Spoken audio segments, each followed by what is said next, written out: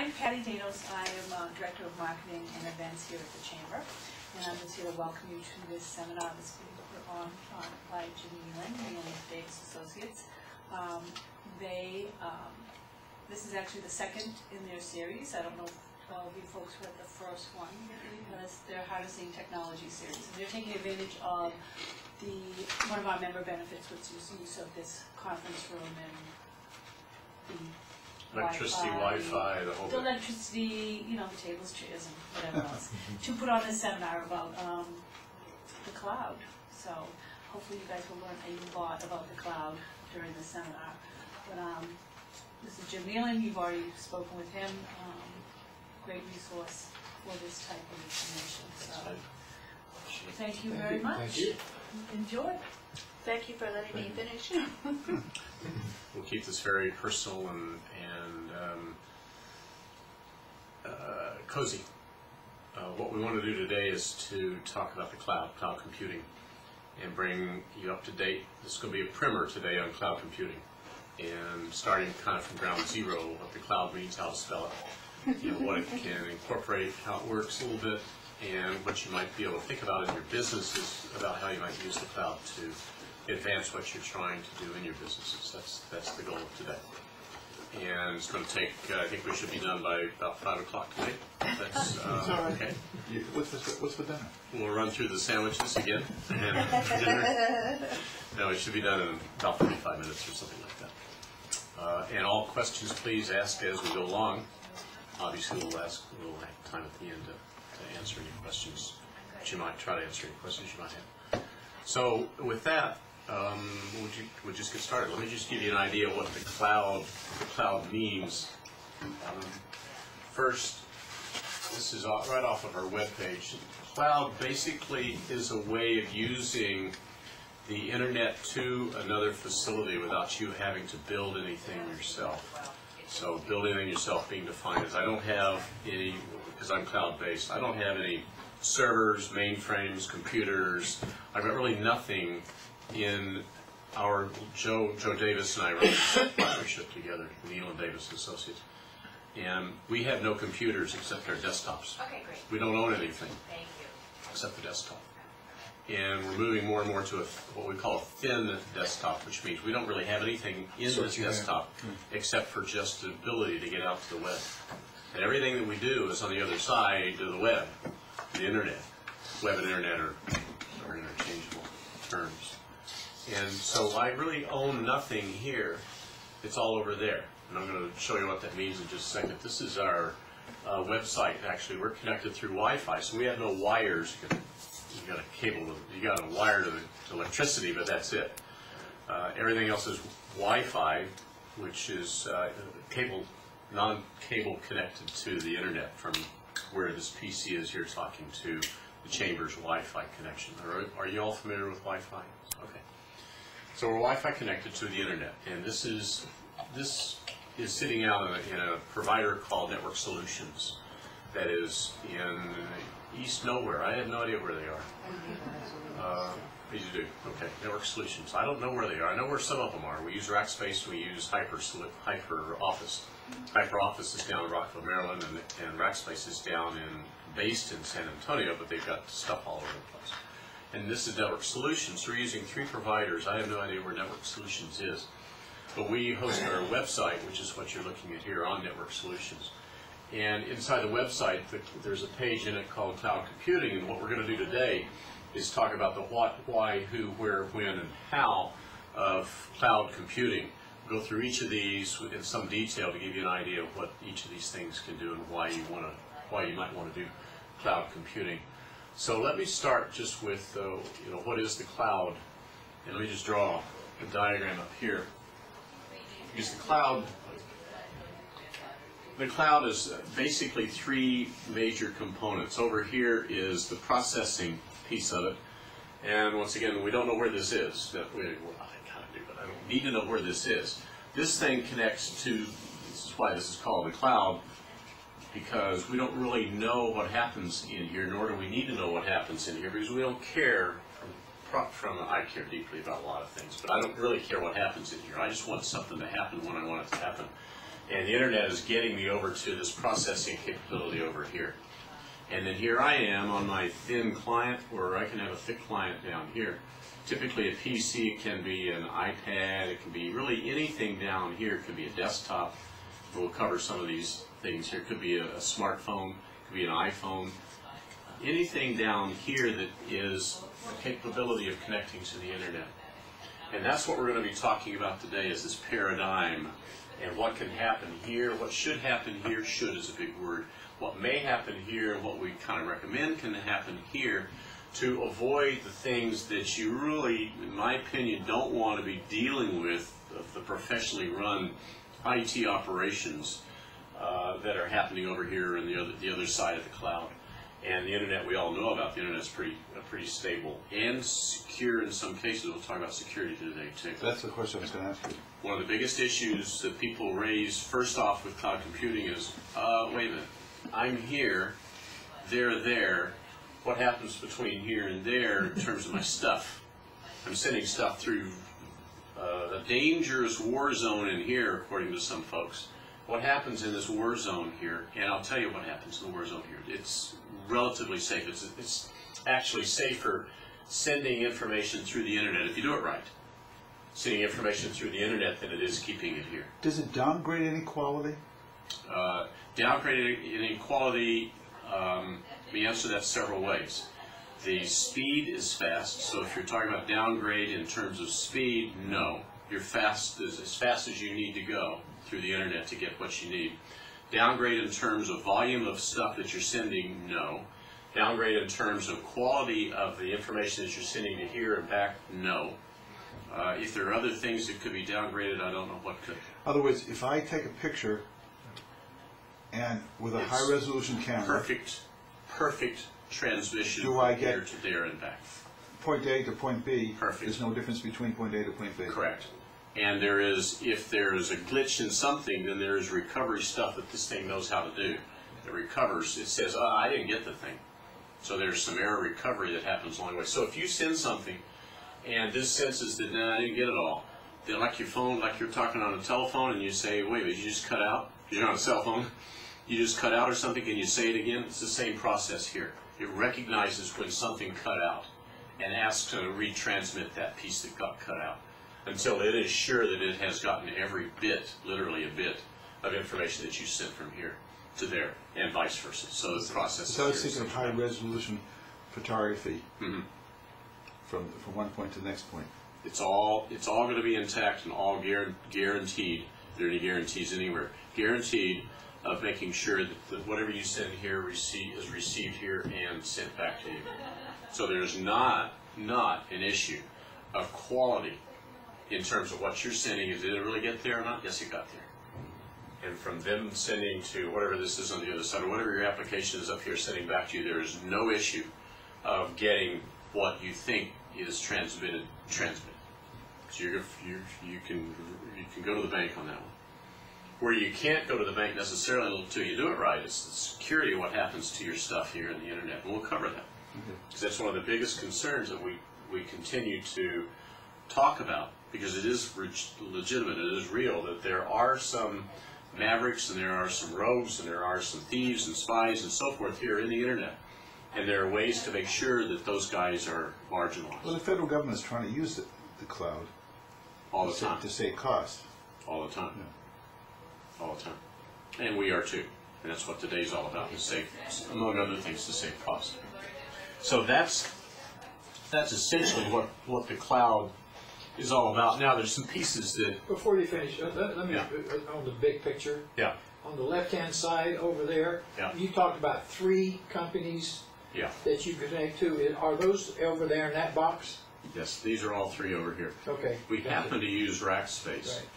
And we call that a hosting facility. Yeah. Because we host our applications. If we have some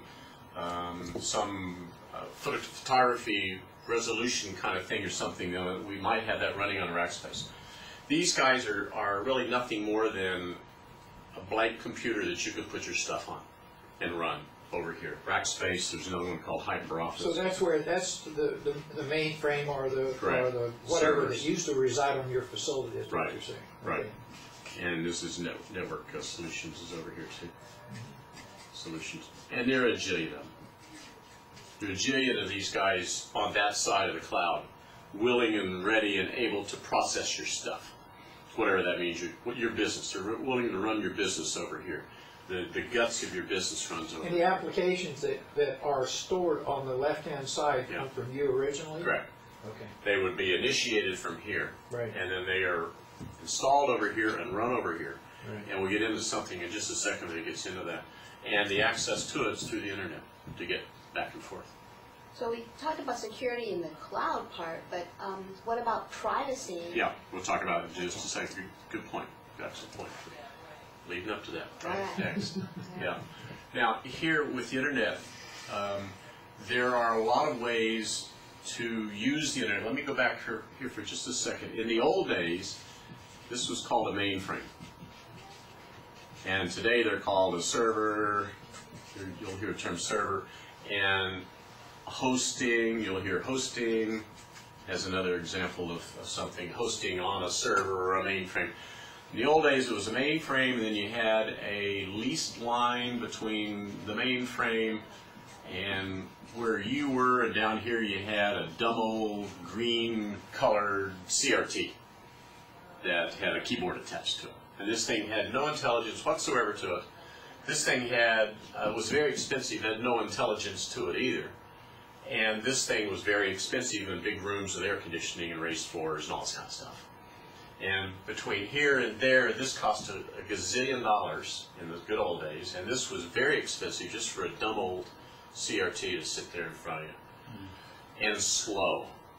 Today, this is extremely intelligent, whether it's on an iPhone such as this, or an Android, which is competitor obviously to an iPhone, or whether you're using an iPad because you want more real estate to use on an iPad. So you got an iPad like that unlocks. You got an iPad with more space on it so you can see things better than I can on that thing. Or whether you're on a PC that has a bigger screen yet that you're able to do some things, and some processing capability on these two things more so than on that, or virtual combinations of it all, whether your legacy system's using a PDA. This is an old PDA from HP that has tasks and calendaring and to-dos and all kinds of stuff on here. Email on here. This goes back 15 years. So my point is that everything that you've got is supported in some way through the internet to where you want to process, where you might want to process this stuff today. And the point we're making today is that you really don't want to be doing this stuff over here anymore, because this is hard work. And I'll get into why this is hard work. What you want to do is to run your business over here and let the pros do the stuff that's the hard work, the data processing hard work over here. This is hard enough over here to run a business and make sure that your business is successful on its own. You don't want to add in all the overhead of this stuff over here. Now, let me cover what Jennifer just talked about. So can I interject just Sure. something, make sure I understand? Yeah. So for instance, and you'll see by this question how PC challenged I am. But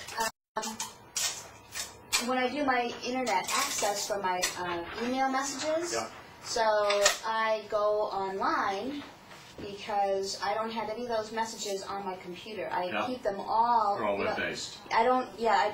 Some people have those programs you can download them to your computer, but I never do. So basically, I'm already utilizing this exact system then. That's right. Okay. Because you're sitting here on a dumb device. You're not dumb. The device is dumb. Right. I'm on my PC. On your PC. Yeah. But you don't even really have to have a PC. You can have something, even though they call this a smartphone. Like you a still BlackBerry have, you can have BlackBerry. You can have anything here. It just simply has access to the internet without really any intelligence necessary down here. The intelligence is all over here. Yeah. I just wanted to make sure I was following. Yeah, right. Okay. Thank you. And you have a connection. So long as you have a connection to the internet, that's one of the requirements of cloud computing. You have to have a connection to the cloud. But that's interesting. That's a very important point. She has experience already doing one of the functions that you're talking about. Right. Yep. So the rest of it is just an elaboration on all. Yeah. And one of the interesting things is the hybridness of this. Yeah. My wife loves what you do, webmail. So she does all the web. She does it all through the web, and the mail sits over here.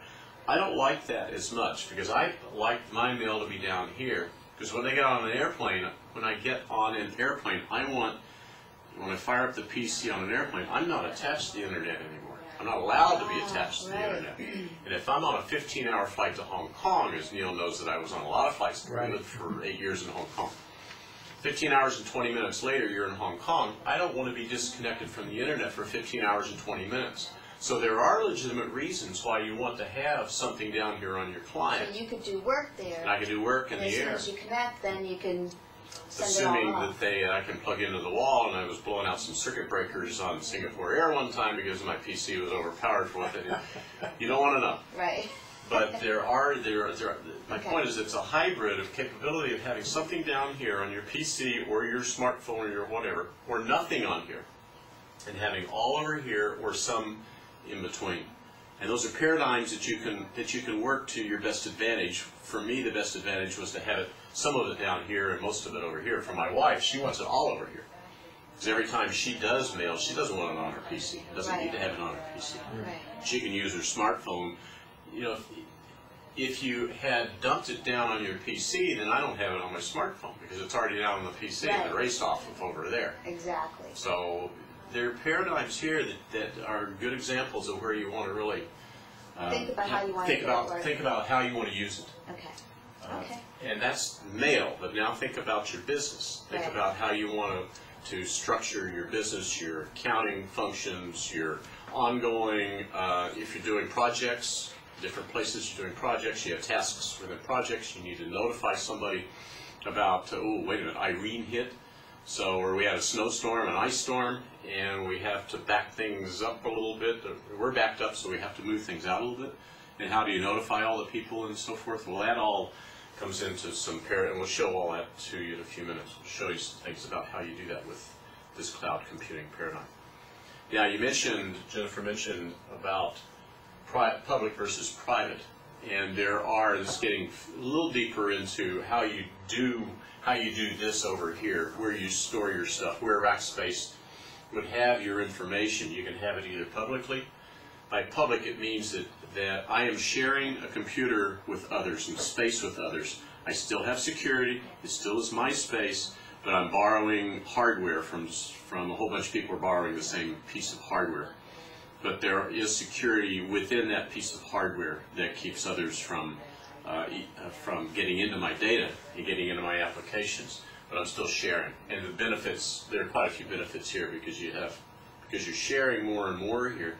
Then you don't have to buy a particular, even over here, you don't have to buy a piece of hardware and have them put it in a room somewhere and have it dedicated to you as you do with the private cloud. These guys will host either public or private clouds for you. So you can have your own piece of hardware sitting over here, and they manage it. They make sure that it is up and running 24/7 by 365.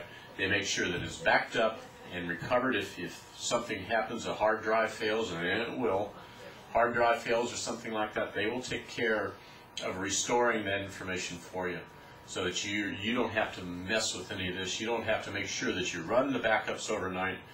And you don't have to make sure that if something does fail that you have the recovery capabilities. You don't have to know about any of that stuff. Now like for instance, I pay my taxes required by the federal government on the computer. Mm-hmm. Now, the federal government it's an S email, so suppose that S means it's secured. But when it goes into there, is it equally secured? Yes, yes. And there are a jillion ways of securing it, and that's going to get deeper into something that we don't have time to handle today. Okay. Is exactly how the security works over here. These guys are pros at security. We're going to get into a little bit about the security here in the internet, and it's called SSL, a secure socket layer, is the way things can get secured in here. And it's 24-bit encryption. Getting a little ahead of the story here, but 24-bit encryption. What happens when you send something from here to here? To give you an example, you want to do your banking online. People are going, I don't know if I'm going to do banking online because my bank is over here, and I'm over here, and I'm using this to get to my bank. How secure is that? Well, it can be unsecure, or it can be very secure. the banks have adopted, and everybody's adopted something called SSLs, Secure Socket Layer. That's what it stands for. And it's a technical term that means that there's 20, you could vary the number of bits that you want to encrypt. Typical is 24-bit encryption, which that means that everything that you send from here goes through a jumbling and encoding process that jumbles it all so it is not readable in here unless you know the code from here and know the code on the other side. So it's encrypted here and decrypted over here based on something that only the two of you know. To 24-bit level, which is virtually impossible to get into. Maybe the NSA could do it if you were in Laurel, Maryland. Maybe they could decode the stuff that you're sending through, but that's, you have to go to that kind of level. No, so really. They can't. They can't? Okay. No. Okay, and you should know. I should know. You should know. Yeah. Did you work for them? What? Did you work for them? I worked, and we built the first 3 nodes on the ARPANET, which is the first subnet of the internet. And that was a government-sponsored program. NSA and all of the government laboratories were the original users of the internet. And all of the security measures he's talking about were involved over the I time worked for the NSA. Every time you send out a word, it's broken down, and those bits go through all sorts of different routes. They're not in one single stream. They're out scattered all over multiple layers of the internet, and then it's recombined at the receiver end. So it's very difficult to find a place you can plug in and read. Not only are the packets sent anywhere, all the packets are basically, but each packet is encrypted so that there is no knowledge of what is inside that packet unless you are on the other side of where you sent it. there are multiple levels of security in the internet. Right. And you can also get into virtual private networks, which use the internet still, but it's an additional layer of security that you can VPN. You'll see VPNs, virtual private networks. You'll see VPNs. Sometimes if you're into this subject, if you're into the security subject, you'll run into VPNs probably pretty quickly. And you can use a VPN if you're still not happy with SSLs, Secure Socket Layer. You can invoke a VPN, which is essentially taking a piece of the internet and considering it yours, although it's not exactly, but considering it yours for the purpose of transmitting something from here to there. And there's much more exact tie-in from this end to that end of the transmission than there is just sending something through the You're fundamentally internet. designating the transmission route. Yeah, you can specify exactly how you want to go with the VPN, virtual private network. We're getting way deep into things for this particular thing here. The point that I'm wanting to make is that this thing, if you use it right, and we do, is secure. That's the biggest objection that we, meaning myself and Joe, encounter when people talk about the cloud, is how safe is my stuff, and we say it's completely, for practical purposes, it's completely safe. Let me give you one other example. I was talking to a guy at actually a chamber meet and greet, and he was running his insurance business from his home. And I said, what are you doing? What's your back office like? What are you running it on? He said, well, I have a server that's in my bedroom. And he then connects with that with the PCs that are in other rooms in the house, and that's how he runs his business. And I said, what do you do with your server back there? And he said, what do you mean? And I said, well, do you back it up? And he kind of said, well, yeah, I kind of do every month or so.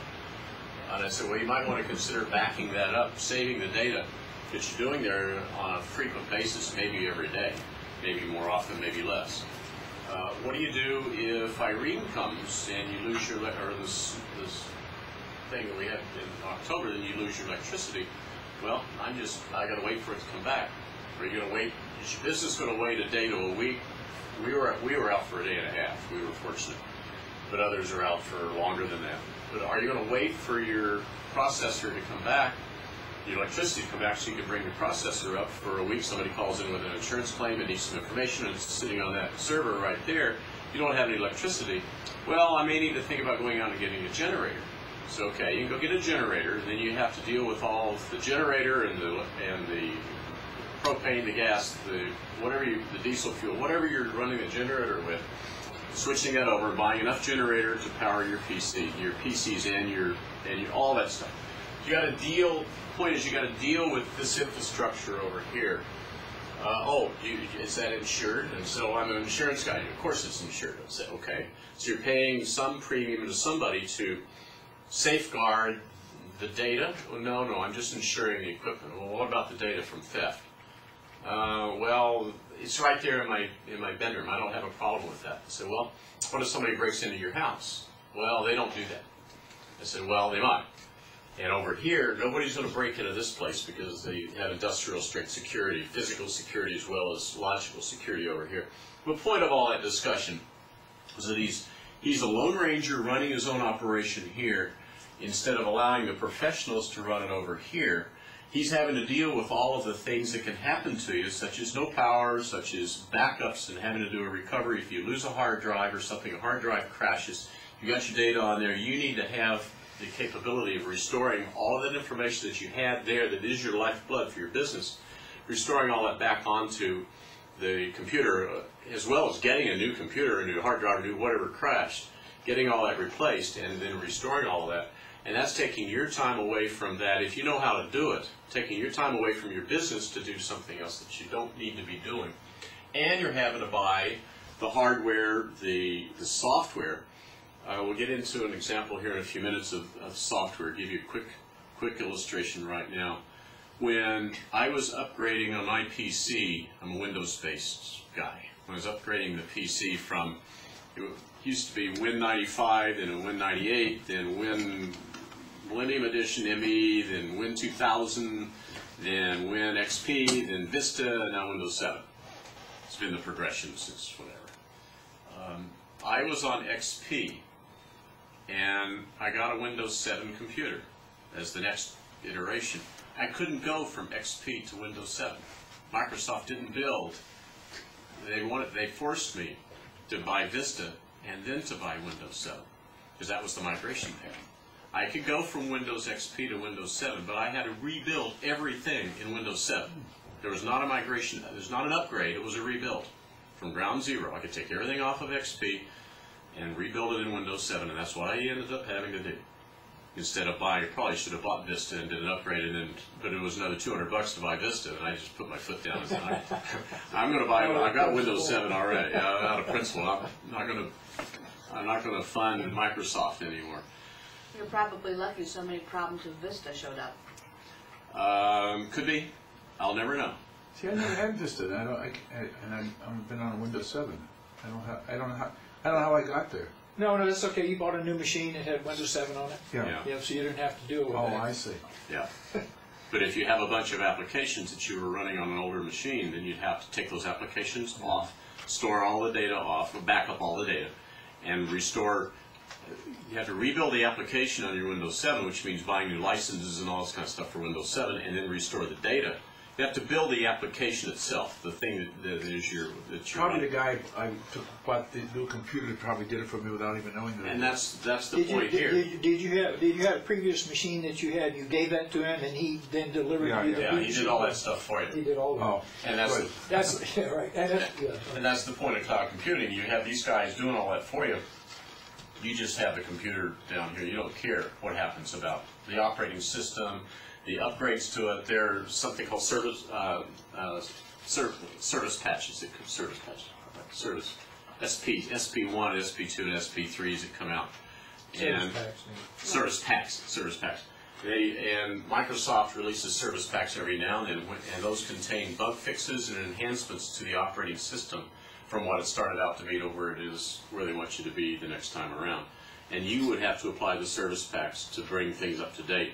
If you're using some applications, those applications, when they upgrade the applications to the next capabilities, will force you to have applied service pack X, Y, or Z to the operating system. It's all got to be in sync. My point of this illustration is that this becomes very complex to manage down here, and you need somebody to manage that for you. Or if you go cloud computing, you don't have to worry about that because your PC down here has access to all that stuff over here that's run by somebody professionally managed over here. Also over here in this space you have virtually unlimited amount of disk space. When you run out of space, you don't go out and buy another disk. They do it for you. And of course you pay for it, but you pay only by the drink. So you don't have to buy, when you go and buy something at Best Buy or wherever you buy it, you buy a unit of 3 terabytes. It's not very expensive now, fortunately. To buy a unit of 3 terabytes for $150, $200 or something, and that'll last you for a while until you need to buy another one. Over here, they have already pre-purchased the stuff, and you pay by the drink. So you don't need 3 terabytes on moment one. You need only a few gigabytes. And as your business grows, as your data grows, then you use more than a couple of gigabytes and more gigabytes until you fill up the space. Point is that you buy by the drink over here for the space you use. You buy by the drink over here for the amount of processing you use, instead of needing to think ahead, how severe is my Christmas crunch processing going to be if you're in a Christmas kind of business or a holiday-based kind of business? Do I need to buy for the peak? The answer is, of course, you need to buy for your peak operation. So I need to buy some power that's up here to handle the peak, because I don't have a level. Maybe you have a level thing throughout the year. I'm not sure about your business. Maybe you have some peaks and valleys. So the point is that you, instead of having to buy for the peak and have that sitting there the entire time, you only pay for when you need the peak in the cloud computing way of doing things. Okay. So just some ideas. Oh, private and public. So the private piece here, to finish this off, the private piece here is you're basically buying a dedicated area, physical area within over here within this processing area, and that makes a lot of people feel more comfortable. Because that's my, I can look in the room and that's my piece, that's my server right over there. And they still manage it all, they back it up, they recover things for you, they do all of the firewall. Something I haven't mentioned is firewall and virus protection. And you don't share it with anybody. That's correct. That's correct. And there are two separate things. There's a firewall which keeps people here in the internet, the rogues in the internet, from coming and trying to look into your PC to see stuff, whatever that is, whatever they're interested in seeing. That firewall supposed to detect what is happening with somebody coming into your PC to find stuff that you don't want to divulge to them, and they want to divulge to themselves. They want to dig in to find your information. And a firewall is just that, is a protection mechanism, software. So it can be hardware too, mostly software here, that protects and is a barrier between rogue people into your operation. Is that like when I get email coming in? Yeah. And in a good day, I can get over 200 emails. Yeah. Sure. From all different factories trying to sell me something. Right. But when it's coming in, it might say I have 25 emails coming in, but if I actually look at it, it may be only 15 actually came in. Something stopped those other... Yeah. And there are a number of things that can stop that. And it can be a firewall, but it's more likely your email system is set up to say, I don't want anything from this guy. Junk. Yeah, I don't know how that works because I don't know who's coming in. It's a software junk filter that says, I don't want anything from this organization, this guy, this address, this. So you can set up all kinds of ways of identifying what I don't want from. And you can put a profile in there. I don't want from this kind of thing, whatever that is. And you can define what that kind of thing is. And therefore, your emails that come in, you're going to see them all, but they're going to go straight into your junk folder. If you define it as something porn or whatever you don't want, that goes immediately into your junk folder, and then the others flow through. And that is a form of a firewall. Okay. The firewall I'm talking about right now is not email-based so much as it is internet-based, so that I'm just browsing on the web, and I don't want somebody to come in here and be able to affect what I can see or do, or my files that are here. So firewall is a protection here to keep outside intruders from getting in, unless you want them to get into your data, to your PC and anything on it. There are firewalls. So let me back up. Instead of having a firewall here in cloud, you still want a firewall here. But in addition to a firewall here in cloud computing, there's a firewall over here that's industrial strength. I have a firewall at home. It's Norton. I've had McAfee in the past. I've had others. That firewall is pretty effective, but it's not industrial strength. I wouldn't trust Norton and McAfee to be enough if I were really running a business, if I really had to depend on protecting the data that's sitting in here or that's sitting over here or that's sitting anywhere. I want to have that thing really secure, and Norton and McAfee are commercial, personal, individual kinds of firewalls and virus protection. We'll come to virus protection in a second. What you need is an industrial strength firewall, and that's what these guys incorporate over here. that really are strong ways of making sure that people don't get at your data. Virus, that's firewall. Firewall is access to things. You know, an ability to specify how much access or not access you have to things. Virus protection, on the other hand, is the ability to keep somebody from infecting your PC with something that is malicious. And maliciousness is as creative as the people who have nothing to do with their life except to create malicious stuff. And these malicious folks are sitting out here using the internet to send something down to your PC, and they'll load something on your PC without your desire, without your permission. They'll load something on your PC that will do anything they want your PC to be able to do for them illegally, illicitly, without your permission. It could be anything from I turn my PC on and it just goes blotto. It erases everything that I've got on it, to it sends me strange messages every Christmas. It says Merry Christmas from somebody that I don't know who it is. That's not so malicious, but it still is an example of virus software, or somebody doing something here that I did not give permission to do. That's by definition a virus. And there are virus protection, once again, McAfee and Norton and a jillion of them out here that are virus protection companies that theoretically will protect your PC from viruses. The point I'm making right now is that those viruses, not only through a firewall, but through a virus infection, can affect your business down here, and you don't want to have your business affected here. These guys over here running your business, your data, the processing, and all that stuff have, once again, industrial strength virus protection over here and firewalls over here that will go well beyond what I can purchase and install over here on my PC. So the net of all that is I want to move the data and the operations of my business from running it in my bedroom and in my front room here at home into something that is professionally managed over here and protected. I still have access anywhere in the world that I am through the internet. Example, just recently I flew to San Antonio about 2 months ago, and I got off the plane in Dallas, and I went into the club, the Admirals Club, flying American Airlines, went to the Admirals Club, and I got onto their PC and looked at some stuff, my email, looked at some contracts and stuff that I wanted to look at, made some changes to some things there, got off that PC and climbed on the plane and went on down to San Antonio. I did not have a PC along with me at all. And I was able to do this because somebody had a PC, American Airlines had a PC, had nothing on it except ability to get to the internet. I didn't have to carry my contracts or anything or a PC, any hardware whatsoever here. I could get on anybody's, literally anybody's PC, wherever they are, or an iPad or a smartphone or whatever, wherever that is connected to the internet and be able to do my work. And that's what I want to do. I don't want to have to be tied to a specific piece of hardware with the data on it. And if I haven't made the point already, having the data down here and on that PC where I'm flying around, I lose this, I drop it, I do something, and there's my business. But does that have to be on all the time while you're gone? No.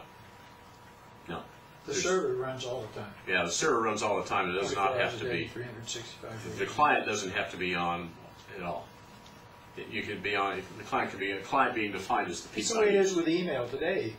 It depends on if you want email. The email continues to go onto the server today.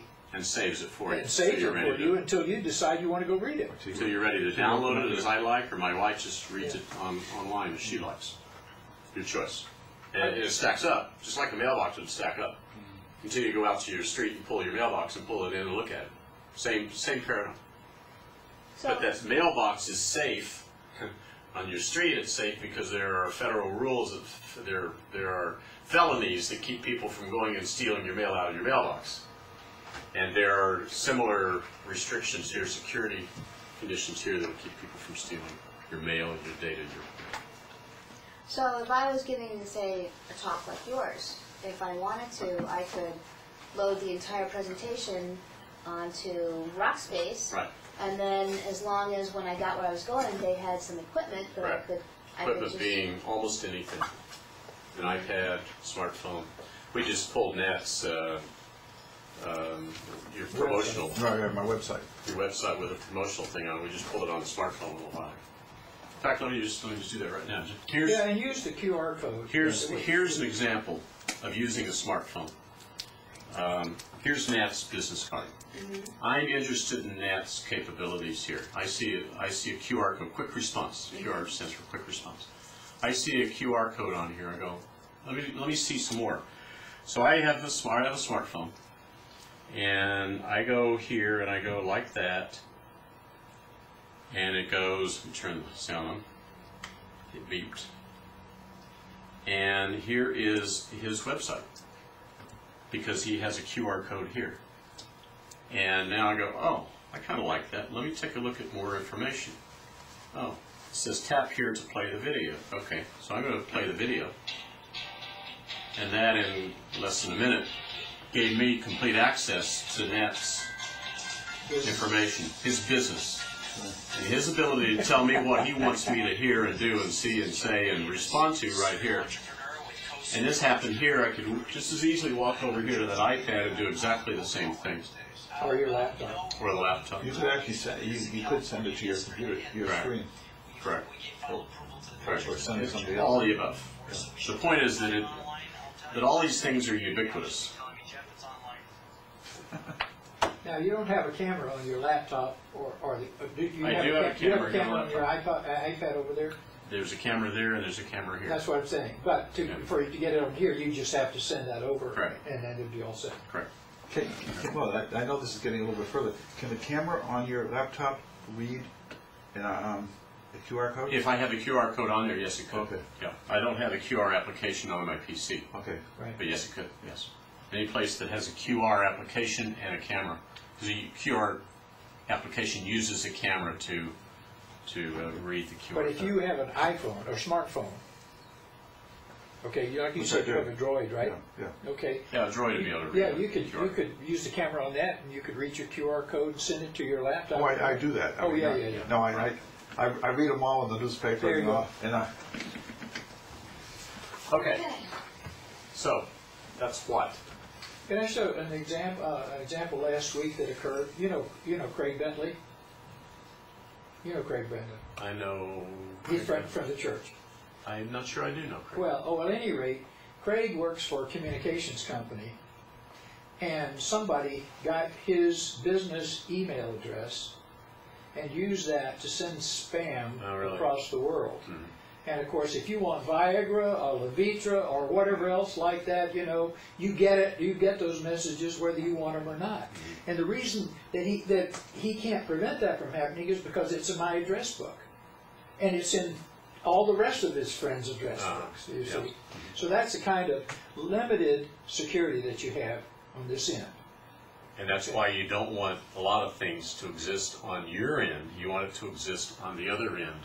Because they have much higher security. Because they're very secure. And the path from you to the other end, which is very secure, is also very secure. Right. You want as little as possible in cloud computing, you want as little as possible on your PC to exist here, because it's dangerous. And I'm not spreading FUD, fear, uncertainty, and doubt here. What I am spreading is the realization that it's an angry world, and the more you can put the anger over here, the responsibility for the anger over here, perhaps the better off you're going to be. Cost savings, we're going down through some of these. Why do you want cloud computing? We've covered a lot of these things already, including the software versions, which will remain current. I already talked about that. How you'd have Windows 7 instead of Vista or whatever. That's all managed by the guys over there in the cloud side, where you don't have to deal with it. You only have to have on your PC is a browser. And by the way, it could be a Mac. It could be really anything that can get to the internet. Any way you want to browse through the internet, that's the only capability you have to have. And cost savings, I don't know if you have a business where you have a help desk and all that. That can be minimized as well, but I don't sense that with the two of you have help desks or something, so that's probably not a cost-saving area that you could do with cost savings here. Just read you from a white paper, IDC. IDC is based right here in Framingham, on Speed Street in Framingham. And do you know IDC? You familiar with IDC? They're a National Data Corporation. And they do a jillion things, but they're a research company, among other things. Publisher too, right? say. They're publishers, aren't they? Yeah, they do publishing of white papers and of things about IT. And they talk about IT all the time. And one of their white papers was titled, Choosing a Cloud Hosting Provider with Confidence. Read you one paragraph. It says, most organizations cite cost savings as the most immediate benefit of cloud computing. For the enterprise, cloud services offer lower IT capital expenditure and operating costs. So what we're talking about here is you don't have to buy the servers because they're already bought for you, they're managed for you. So nor upgrades to them, nor memory upgrades to them, nor added disk or anything else, or anything dealing with the hardware itself. Used to be you'd have to buy air conditioning for a raised floor and all that. Now you don't have to go that far, but you still have to think about backup in terms of electricity and the other things that you need to run your server. Talking about on-demand capacity, which is meaning that basically they will provide you whatever processing you need to be able to run your business as you need it. Pay-per-use pricing models. So that says, as I use it, then I pay for it. I don't pay for it until I use it. And that can be, we can run algorithms that will tell you whether it's going to be economic for you to do what I'm talking about or not. We know how to say whether running something in the cloud is going to save you money or cost you money. And then the other side of the money side of it is the benefits of all the things we've been talking about, the soft stuff, not the money stuff, but the soft stuff, the security and all of the back office functions that are provided by the cloud folks. The service provider, in turn, achieves exponentially greater economies of scale, so they are scaling better over there. So they're sharing the costs of a site, the costs of everything that they're doing, including the hardware, among multiple users. So they're able to spread their costs out. Instead of having dedicated buildings full of computers, they have one dedicated building that's shared by a lot of people. Let me say that again. Instead of having a dedicated building for one person to use, they have a dedicated building for a whole bunch of people, so they only buy the building one time, they only buy the computers one time, and a bunch of people can use them as needed. So the service provider saves some money and presumably passes it along to you, or you find somebody who is willing to pass that along to you. Many enterprise hosting providers are already well positioned in the market and have the core competencies, that is the people, processes, and technology to deliver the promise of cloud computing to the enterprise. So these guys, once again, kind of know what they're doing. What protects them? Let's say if the guy in California has an earthquake, yeah, and they're damaged. Yeah. Does it go to a co-partner? Yeah, they have multiple data centers around the world. And they'll do several things. They have, if they run out of capacity in one data center, they'll switch the capacity, or they have huge pipes between this and that data center. So they can virtually run, they can run anything they want to run anywhere that they want to run it within their operation. So you don't really care where this stuff is being run. You just care that I get it run for your business. Okay, is it being stored in multiple places at the same time? Could be. You don't care, you don't know. Well, the reason I'm asking, I mean, it's 2 o'clock in the morning, there's an earthquake, and whoever's running that particular site doesn't know there's an earthquake. Before that earthquake happens, does it go out, or does somebody else sits? They probably have a regular backup system, Yeah. just like every few minutes. Yeah. Many places do parallel processing, and so they'll run it in San Francisco and they'll run it in Hong Kong. So if San Francisco gets wiped, you're immediately available in Hong Kong to do the same thing. And but each one of them would actually configure those data centers for what the things is likely to take place. If you're in San Francisco, perhaps, you probably will try to protect your earthquakes. If you're in New Orleans, you may think a lot more about hurricanes, for example, but not a lot of earthquakes. Yeah. Well, they said that in Oklahoma. They didn't expect earthquakes in Oklahoma. That's right. Well, 5.6. Yeah. Yeah. I know the area well. I grew up near there. Oh. Yeah. 5.6 is quite an event. But the point here is that, okay, so you can we're due for an earthquake right here in Framingham.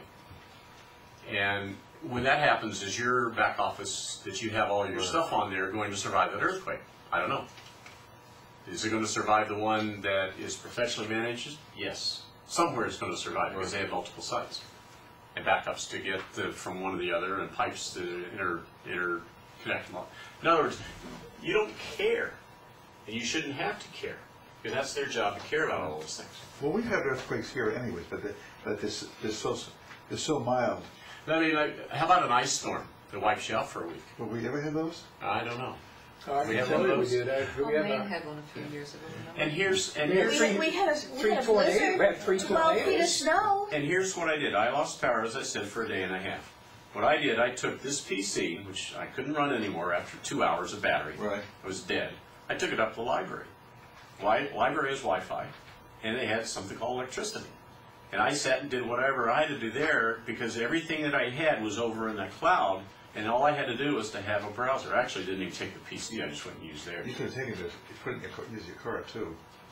Well, I don't have an electric car, so No, you gasoline car. plug it into the cigarette lighter. Oh, there are ways and there are ways. My point is that I can go anywhere where there's something that can get me up and running Right. and continue my business and run my business. So, we're just about out of time. So let The other me, thing about the internet, I think, which is kind of interesting, is that the internet is not a single wire anyplace. It has 3 major backbones that run across the country and across the world. And there are millions of networks attached to those backbones. But those backbones are the most secure things that ever existed in any information system in the world. I can tell you, hardware and software type of stuff. That's why, but what happens when you send messages out, they get broken up into bits. Packets is what you rigidly define them as, but they get rigidly transmitted in form of bits, and you don't know where it's going. It's just like whoever the host is, you don't care because it's going to get put in on one end of this weird-looking pipe that's made up of all these squirrely millions of links, and it'll get delivered to the right pipe. reassembled with integrity in the other side. That's right, yeah. And that was the basis for packet technology, frankly, yeah. So, but anyway, so, I mean, you've spent a lot of time talking about the secure end of it on the other side and the not so secure on this side. Yeah. This is, in the middle part of that, the internet is proven since 1978, basically, to be more secure than any of those. That's why I speak with very confidence. The NSA couldn't even get into get that. So that's Cloud Computing 101. So we didn't get to some of the parts. I know you had the what, the why. Yeah. The what and the why, let me just go through a couple others here. You could just briefly mention them and then Yeah. who, get the whole picture. Yeah. Who should be thinking about cloud? If you're a sole owner running a business, it's the insurance guy, it's maybe electrical contractor, maybe it's a promotional guy doing some stuff from his home perhaps, or from a small operation with a few people, a sole or a few people, and wanting to make sure that you are securely running it, that you can continue to run it, that you can continue to bill, that you can continue to invoice. Same thing. Collect invoices, collect on invoices, you continue your operation no matter what, whether Irene comes through or a snowstorm comes through or whatever. Doesn't matter what is going to happen to you, because it is going to happen to you at some point, and being able to continue running your business.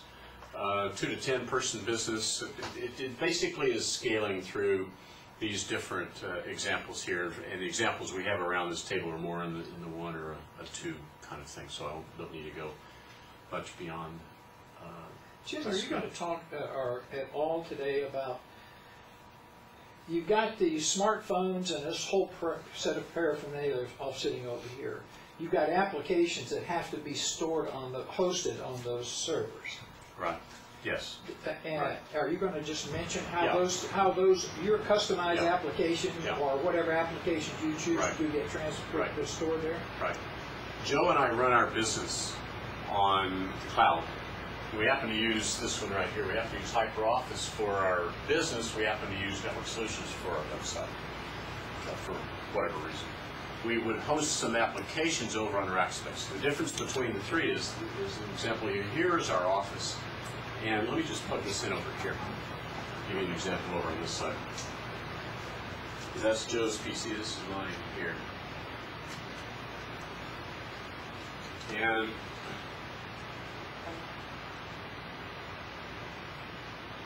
we run our business here. So we're preparing a Super Bowl event. And we're in the midst of defining what these 3 tasks are. We haven't put a name on them yet. We know we're going to be doing some things. A task 8, this is a real application, something we're going to do for Super Sunday. And our planning for task A is going to start here. We're going to finish the planning up there. And task B and task C, you can see the start and end dates. So this is a project. And these are tasks within the project. So we're actually doing some project management here for our real business, using the cloud to do that. I can come down here and I can see things within the project. I can now take a look at a Gantt chart to show over on the right side the duration of projects and how they overlap and how they fit within the different project planning. Within each of these tasks, I can now look within task A, and within task A, I can look at detail in task A, that's right. And I can see what's happening within task A, right. Let me go back over here.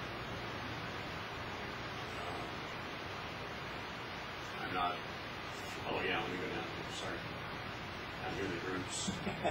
Because I'm sharing this with a bunch of people, shared projects. And so these I created on my own, but I can now look at, I can be over there in Joe's PC or anywhere and look at all the tasks that I am assigned to do. And within any given task, I can look at a task, yeah, let me go over here to Joe's. It's not doing what I'm expecting it to do.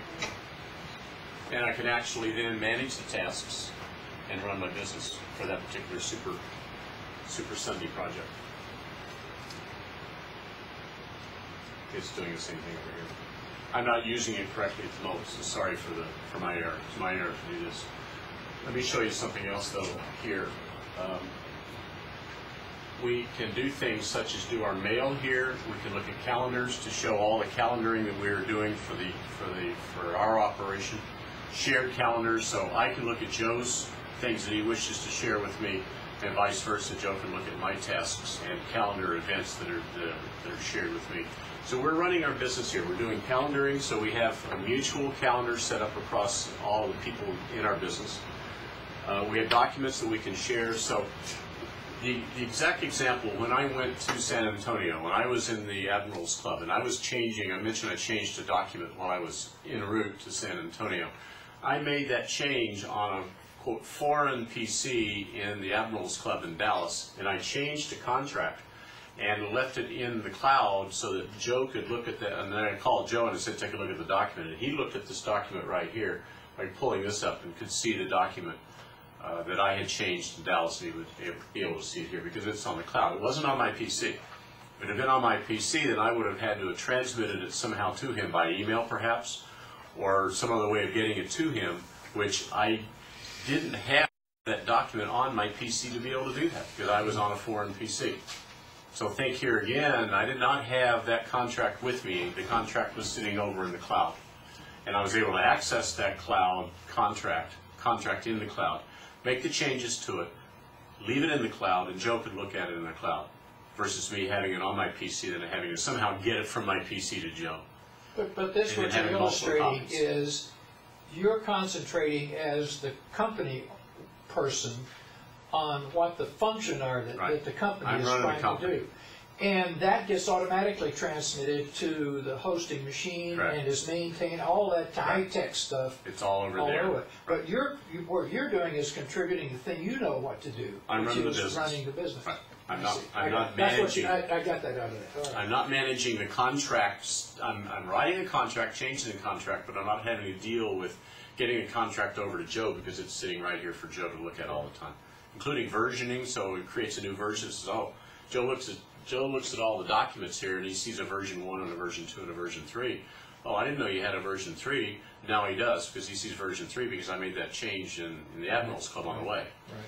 And I don't have to tell him about it because he just goes right out here and looks at the documents and sees that there is a new version of this. So what you're doing is a contracts function for your company. Correct, for my own company. So that's a business management business use. Yeah. And by the way, I automatically notified, because I wanted this to happen, I automatically notified Joe without me having to send him an email, automatically notified him that, by the way, I made a contract change. So I didn't have to do two things. I didn't have to think about two things. That is, change the contract and tell Joe, oh, by the way, change the contract. No, I didn't have time to do that. I was flying for an airplane.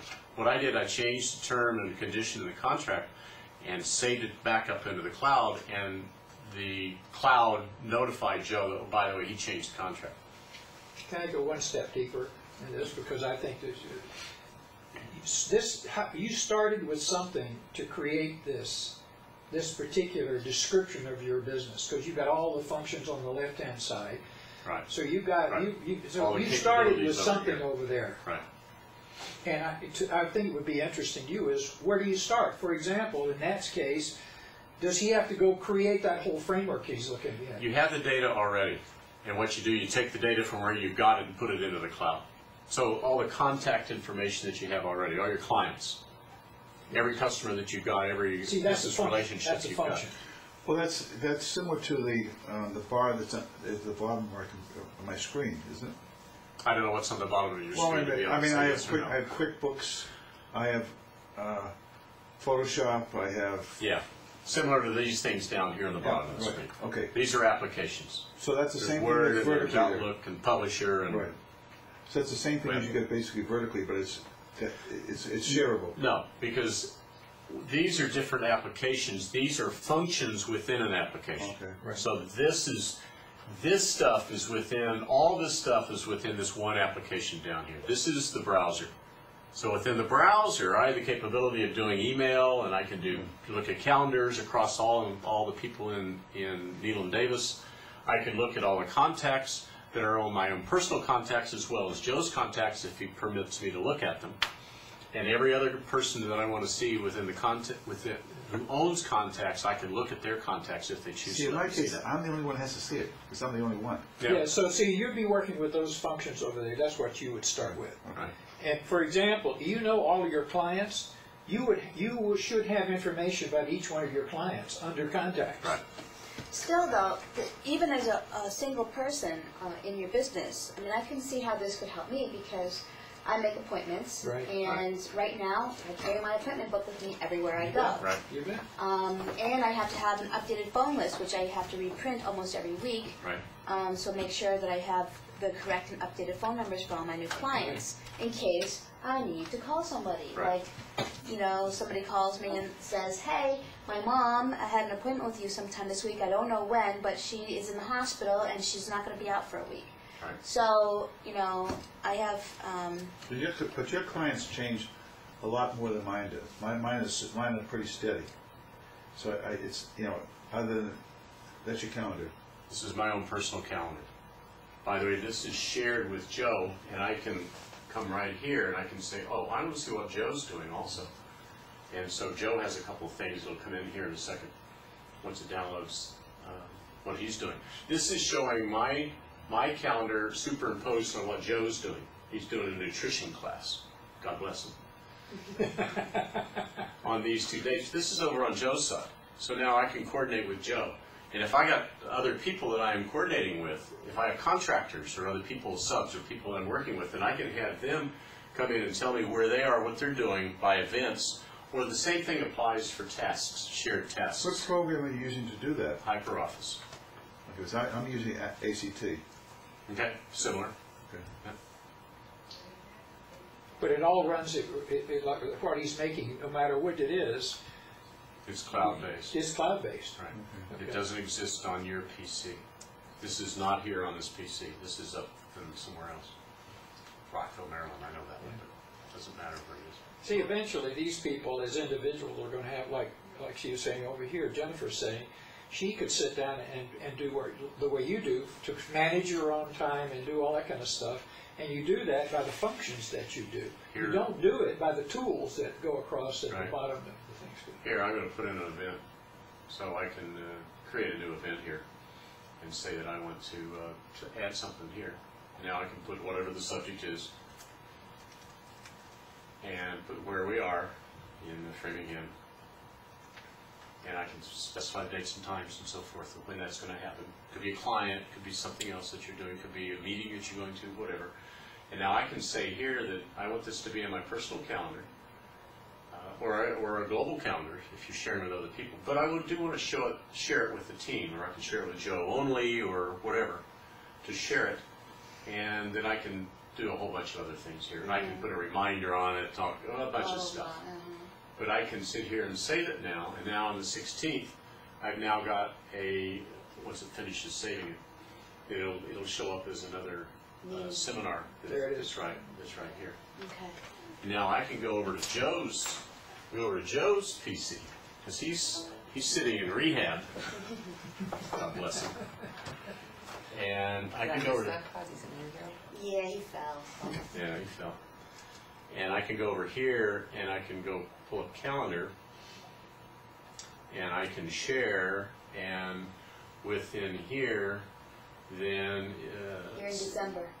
in December, I can go to November, and I'm sitting here and I'm in rehab, and I now see that Jim booked a seminar at 9 o'clock this morning, or whatever. Pick a time and a date.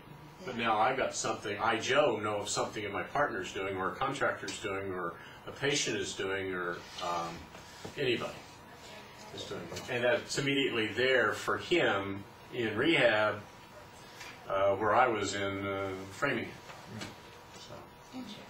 And I could be in the Admirals Club on the way between flights in Dallas and do the same thing. That's my point, is that you can be really anywhere with a dumb old web browser thing that you don't own and maybe is outside of your control, but you can still control your operations, your business.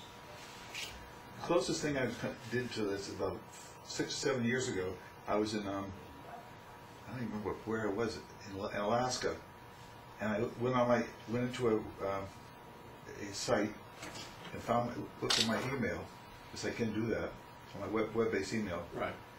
And I found out somebody wanted a sample of something, so I called the 800 number of our organization, and they gave me the number of the factory, and they emailed me a picture of what my client was looking for, and I emailed it to them, and the next day I got a sale. Yeah. So, but that's prior to the cloud. But it's the same basic thing, but without going through All those steps. those other steps. Because if I could have gone on my website, then I could. In that exact example, your person that you were talking about would upload a document right here, and you just look at it as a shared document. Okay. And he can look at it, you can look at it, and I don't like that, I like something else, and just changes it. And you could replace that with the change thing as you're working on it. And you could look at it and say, that's more like it would make it green instead of yellow or whatever. And you can make those changes. Yes, I like that. You'd be collaboration online with stuff. And he's there and you're here, using the cloud as cloud's the focal point, cloud is the gathering point, to be able to share things. Without it having to be on your PC. Yeah, I looked at like in Barcelona. I looked at my site, and I, nobody wants me. Great. I don't have to deal with anybody. But if I had to, I could have, I guess. And with the cloud, I could have easily dealt with it. Right. And so your company is a consultant and doing these setting up companies. Yeah. So if I had some idea about what I needed to do, and you're giving me some ideas now, I could come to you and you could say, okay, so that's what you want to do. This is how you go about setting that up. We've done this a few times before. We can give you an idea of what works and what doesn't work and how you might best. Because you're initially going to have somebody come work with you to make all the appropriate interfaces and do all of that kind of stuff. But they're going to, but these guys will just do it. So like you took your machine and they transferred everything over and you said, I'm golden. I've got all the stuff I used to have plus a new machine or a new environment. You put even 2 terabytes in it. There you go. Okay. Okay.